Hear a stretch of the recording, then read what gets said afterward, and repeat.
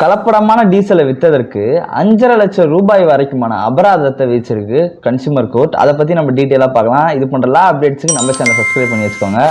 காஞ்சிபுரம் நுகர்வோர் குறைதீர்க்கும் ஆணையத்தில் ஒரு வழக்கு வருது. என்ன அப்படின்னு பார்த்தோம்னா, பெட்ரோல் பல்கில் தரமற்ற டீசலை போட்டனால எனக்கு மைலேஜஸ் டிராப் ஆயிடுச்சு, ஆகையால் எனக்கு வந்துட்டு போதிய இழப்பீடு தர வேண்டும் அப்படின்னு சொல்லி ஒரு கம்ப்ளைண்ட் வந்து ஒரு பெட்டிஷனல் ஃபைல் பண்றாரு. இந்த வழக்குல ஆர்குமெண்ட் வருது. அப்ப என்ன எதிர்த்தரப்புல என்ன ஆர்குமெண்ட், அதாவது அந்த ஏஜென்சி என்ன ஆர்குமெண்ட் வைக்கிறாங்க அப்படின்னு பார்த்தோம்னா, இவர் சொல்ற குற்றச்சாட்டுக்கு எதற்குமே வந்துட்டு எவிடன்ஸ் இல்லை. அதாவது எங்கள்கிட்ட தான் பெட்ரோல் போட்டாரு, இவர் நான் போட்டனால மைலேஜஸ் டிராப் ஆயிடுச்சு சொல்றாரு, அது மாதிரி வந்துட்டு எந்த ஒரு எவிடன்ஸுமே இல்லை, ஆகையால் இந்த கேஸை வந்துட்டு தள்ளுபடி செய்யணும் அப்படின்னு சொல்லிட்டு அந்த ஏஜென்சி வந்துட்டு வாதிடுறாங்க.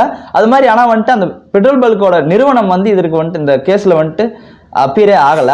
இந்த வழக்கு விசாரிச்ச நீதிமன்றம் பாதிக்கப்பட்டவர் சைடு தீர்ப்பு அளிச்சிருக்காங்க. என்ன அப்படின்னு பார்த்தோம்னா, 4.6 லட்சம் ரூபாய் இழப்பீடாக பாதிக்கப்பட்டவருக்கு, அதாவது அந்த டீசல் வந்துட்டு தரமற்றதை போட்டு அவர் பாதிக்கப்படுறாரு பார்த்தீங்களா, அவருக்கு 4.6 லட்சம் ரூபாய் இழப்பீடு தர சொல்லியும் 1,10,000 ரூபாய் வந்துட்டு ஸ்டேட் வெல்ஃபேர் கன்சியூமர் ஃபண்டுக்கு வந்துட்டு கொடுக்க சொல்லியும் ஆர்டர் கொடுத்துருக்கு காஞ்சிபுரம் நுகர்வோர் குறைதீர்க்கும் ஆணையம். இதுல இருந்து நம்ம தெரிஞ்சுக்க வேண்டியது, தரமற்ற பெட்ரோலோ டீசலோ நம்ம வண்டிக்கு போட்டாங்க அப்படின்னா நம்ம கண்டிப்பா நுகர்வோர் குறைதீர்க்கும், அதாவது கன்சியூமர் கோர்ட்டுக்கு போயிட்டு நம்ம நீதியை பெற முடியும். இது போன்ற எல்லா அப்டேட்ஸுக்கு பார்வை.